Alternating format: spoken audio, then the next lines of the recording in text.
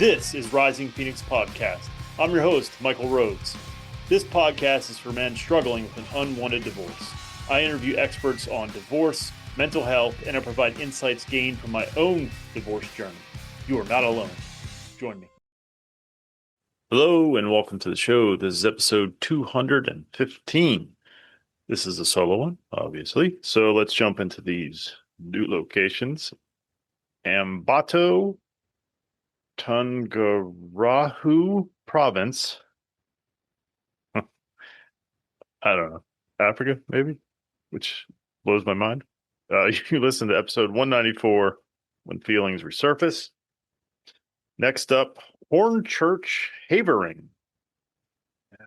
No idea. I always say England on something that sounds anything with like church or shire. So I don't know. You listen to episode 28. Warwick, New York. You listen to episode 200. And Muscat. No fucking idea. That sounds like a cartoon or some shit. You listen to episode 207, which was the Dating Chronicles. Thank you for listening. Hopefully, as I always say, you got something out of those episodes. Hopefully you continue to listen and find things that are helpful to you.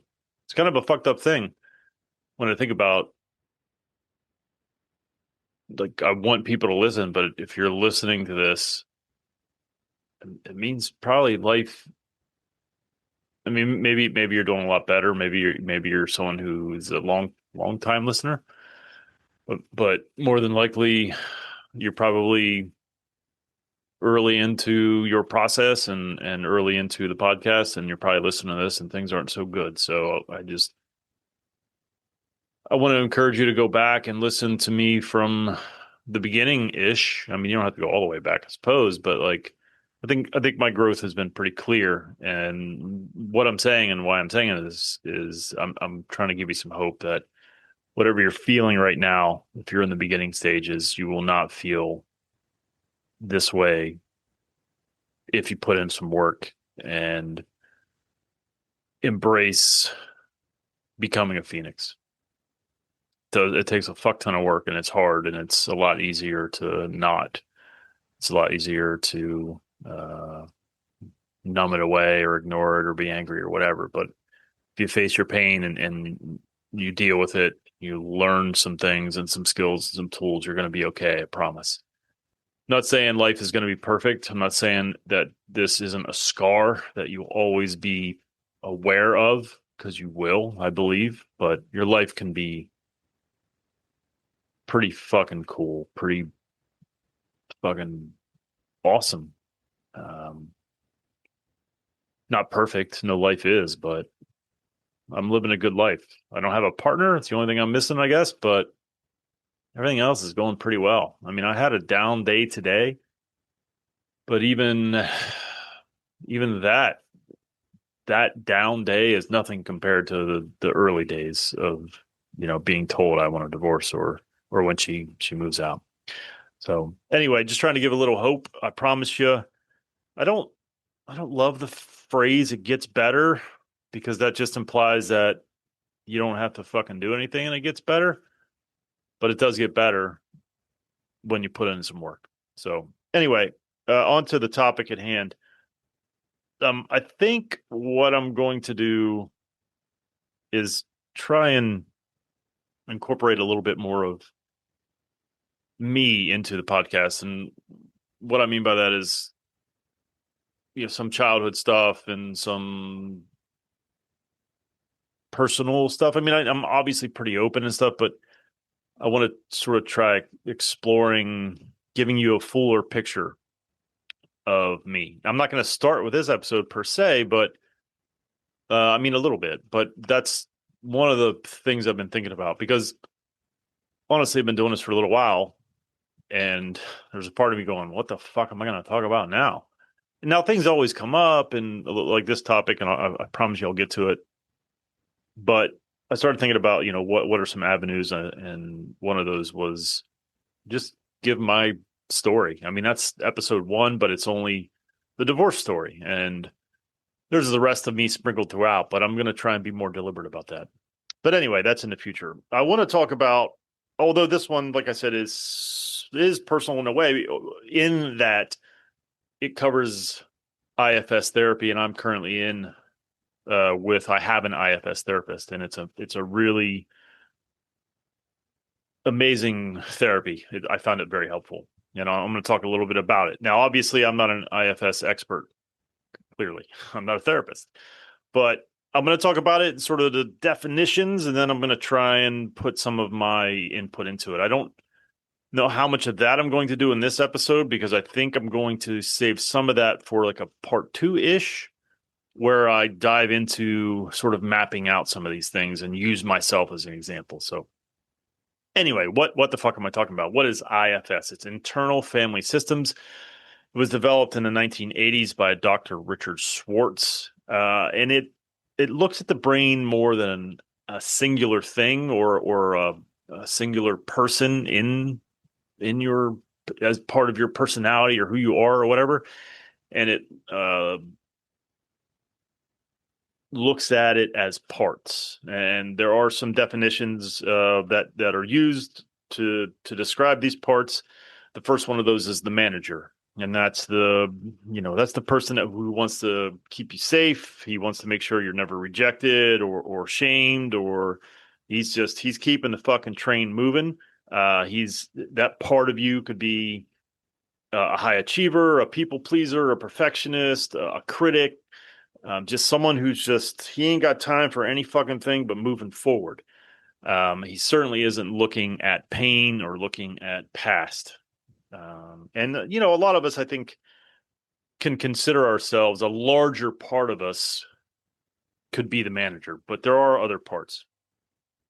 The next part is the exiles.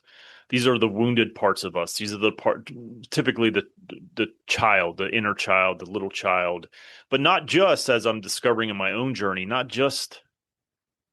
I thought my main exile, my main wounded part was the 5-year-old me, and I will in the future get to a story around the 5-year-old me and explain it. I probably have talked about it before, maybe. I'm not sure, but anyway, that's it. But it's not just the 5-year-old, the little you. It's also, the teenage you, the tween or whatever. It's the child, the parts of you that had hurt, shame, felt abandoned, and that doesn't just happen as a 5-year-old. It can happen at any time throughout our childhood. So these parts, these exiles, they have these feelings of not being good enough, unlovable, just completely alone, abandoned. I think I said abandoned. Just the most delicate, sensitive. I don't want to say damaged, but hurting, damaged in a different way. Parts of us. They're the parts of us that need love and attention in a way. So your managers spend 100% of their energies trying to keep those exiles locked away. Like we don't want to feel those feelings. We don't want to. I know you're hurt down there, but we can't deal with that. We're on a moving fucking train here. We don't have time to stop and look at wounds and the past. That's not. We don't have time for that. And I think this is where you could tie in a little bit of masculinity, not just males, but masculinity. I think a part of it is, getting shit done, doing stuff, accomplishing things. I think that's a very masculine thing to do. And I think that amplifies these parts of us, these manager parts of us, because that's who we are. It's what we do. We get shit done. And that means we're moving forward, and we don't have time for looking at any fucking thing else other than that.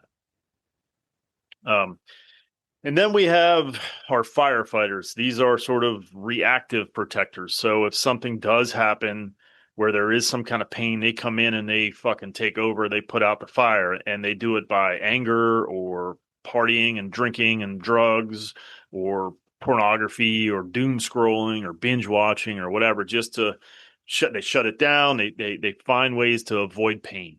So the managers want to avoid it too, but they're trying to go forward and they're trying to focus on the next task at hand, so to speak, in a way that they don't have time. But then something comes along and derails them, and the firefighter, hurts their feelings, but they don't know it is hurt because it quickly the firefighters step in and they're pissed, right? Because that's how they're dealing with it. They don't have time for pain either, but they're handling it in a little bit different sort of way. They don't care about long-term consequences. They only care about stopping whatever emotional strife or pain that you're feeling at the moment. That's their job. That's what they want to do. Um, they're protectors in a way. It's just maybe not the best way. And then lastly is the self, the leader within the prefrontal cortex part of you, if you will, the logical part of you, who understands that there are consequences, who understands that there is pain, who understands that you can't be perfect. And why I love this, I'm going to get back to the definitions a little bit, the self a little bit, but I want to explain why I love this so much. So I don't know about you guys, but when I take one of those like personality tests and it's like, do you fucking like rainbows or, or whatever it asks? And I'm like, I don't fuck it. Sometimes, like I hate, I can't give, I'm really bad at giving absolute answers and things like that because it depends on my mood. It depends on my day. It depends on the rest of the world. Like, and that's where I feel like this IFS there's many different parts. Some days my firefighter's in charge and he's like, fuck rainbows. I don't fucking like them. And then there's the self. It's like, I don't know, they're kind of fucking beautiful. You ever see a double one? It's beautiful. Or the manager who's like, I don't got time for fucking rainbows, man. I got shit to do. I don't fuck off these rainbows. So that's why I like this stuff so much. So, but I want to get back to the self a little bit more. So this is sort of the seed of consciousness, right? This is sort of the in a way, the observer. He's logical. There's a book called, oh fuck, what's it called? I'm in the middle of it. I can't remember the fucking name of it, but it talks about this in a way where it's like there's the self part of you is just the part that sees it all go uh, occur, and this self, but is also he also leads because he has clarity. He knows what he wants. But he also has compassion and he's not burdened by like worrying about avoiding pain. He's okay with it because he understands that it's the logical part. It's like, well, you have to deal with pain.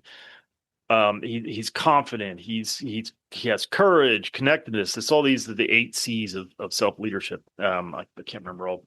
I can't remember all of them. Maybe I named them all. I can't remember, but so it, he's aware that um, to heal you need to feel some of these things that the other portions, the other parts don't want to feel.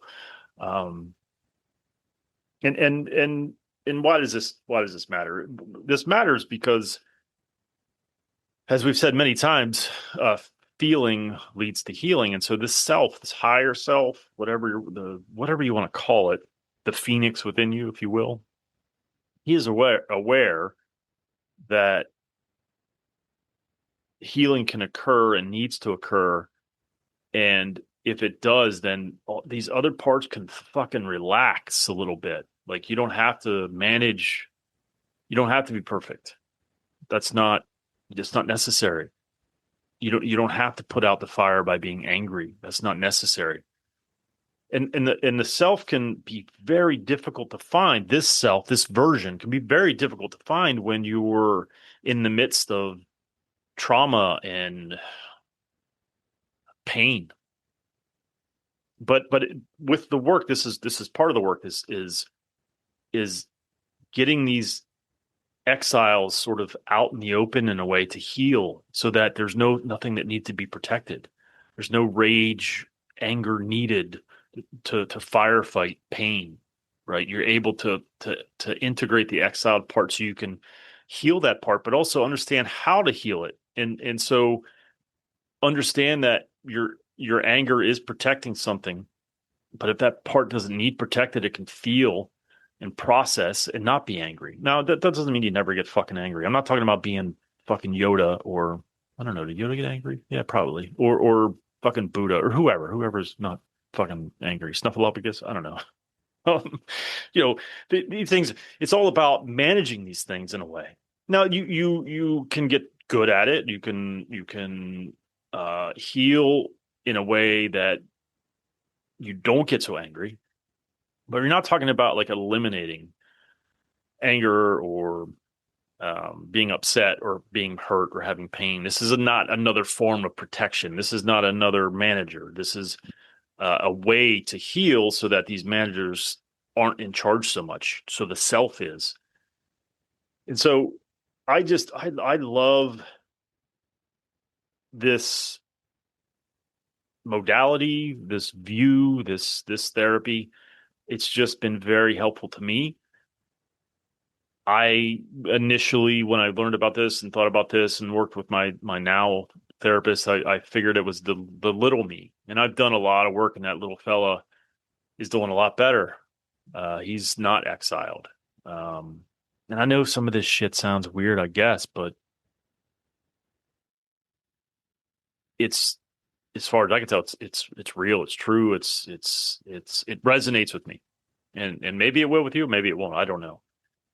It has been helpful to me. But like I was saying, it's not just that 5-year-old me. There's more work to be done, more exiles to be brought in to make them feel like they're not in exile, to heal them, to feel their pain, to acknowledge their pain, to validate it, and then to heal it.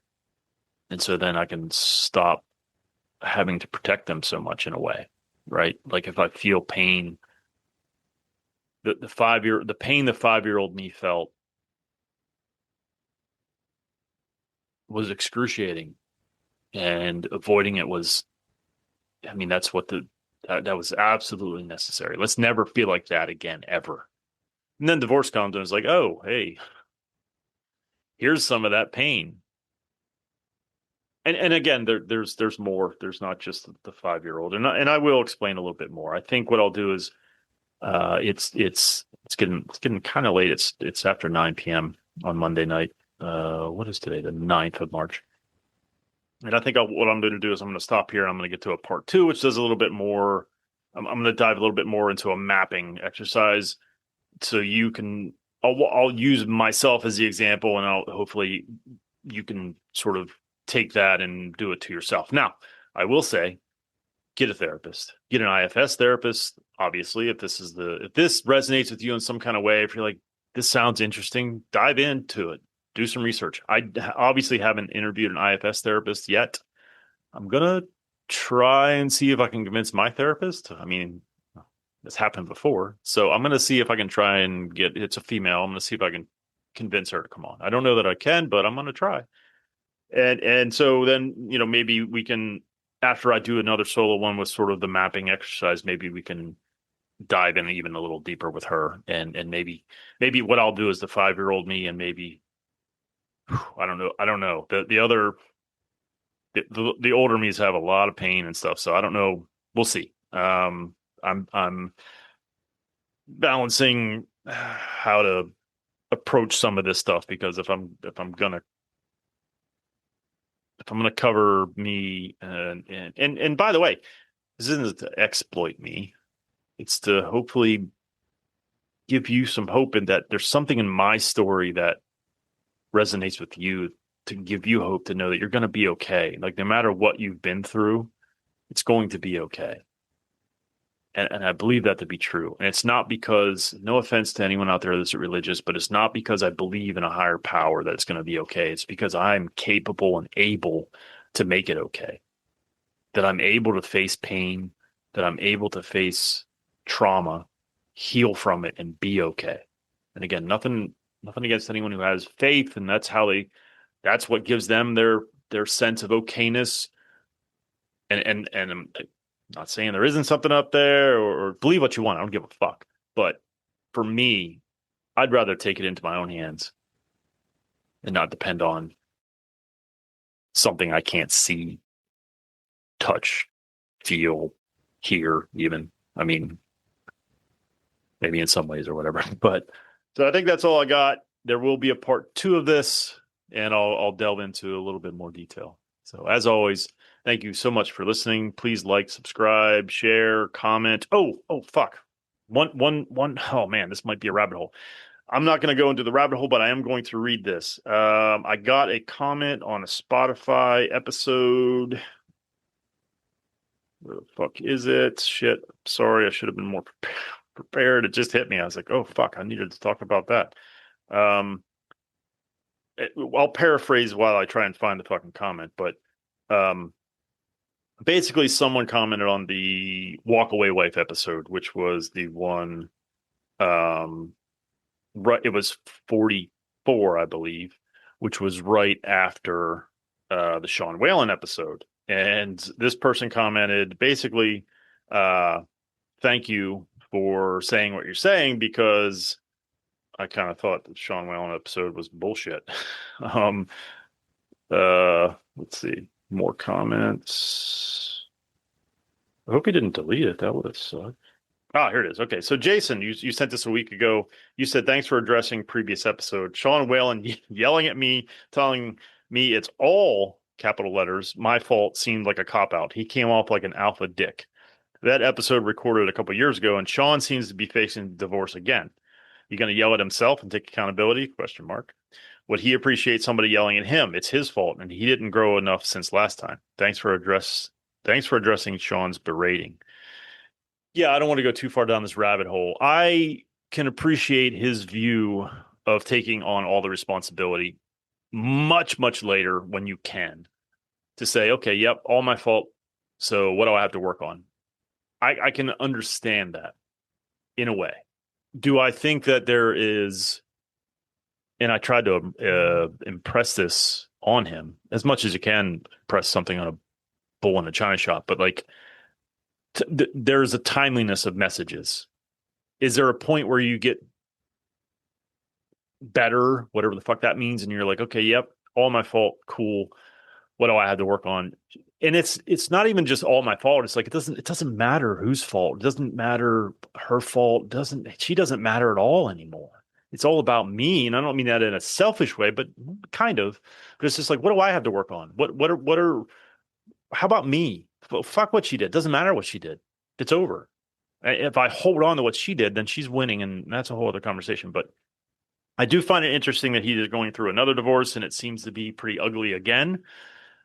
After reading this, I did dive into a little bit of rabbit hole to find out about what was going on, and it seems like it is another ugly divorce. But I didn't delve in that far. Some of the comments and stuff I was seeing, I think from like a year ago, so maybe it's died down. I don't know. I don't care. I wish him the best of luck. I considered reaching out at some point to have him back on, but that was before I knew that now he's going through a second divorce. So, yeah, I don't see, as I said to him in the episode, I don't see the world the way he does, and that's okay. There absolutely are some valid points that he made. I can't remember any of them, to be honest with you, off the top of my head, but I'm sure there are some valid points. I think he got a little off the rails when I basically said, yeah, but when you had a gun in your mouth, did you want to hear it was all your fault? And he kind of went off the rails at that point, because I think he didn't like the fact that I don't challenge people directly. I ask questions, and I don't think he liked the question, and that's fine. I don't wish him any ill will. I never met the guy. I'm not I don't buy his clothing or whatever. I mean, it's just not my, whatever, do your thing, man. But yeah, I mean, you're welcome. I also think that episode on Walkaway Wives was also not where I'm at either at this point. I mean, I still think there is some bitterness, as you heard a few episodes ago, but yeah, I just want to move past that stage of my life. I want to look forward. I can't be fucking, I can't get anywhere. I can't make any gains. I can't improve my life if I keep fucking looking back. It's just not possible. And it's been almost 7 years. Well, almost is probably a stretch, but another 4 months, it'll be 7 years since my ex-wife left. So you can't hold on to this shit forever. It's not healthy. So anyway, that's all I got. Thanks so much again for listening. Very much appreciate it. Until next time, take care of yourselves and take care of each other. Thank you so much for watching and or listening. If you are feeling alone on this journey, please join our Discord server. Becoming a Phoenix is not a solitary act. It is one achieved through community. Our Discord server is just that, a community of men fighting to survive, thrive, and rise from their divorce. Go to risingphoenixpodcast.com/Discord for information on how to join and what is contained in our Discord server. Please join us.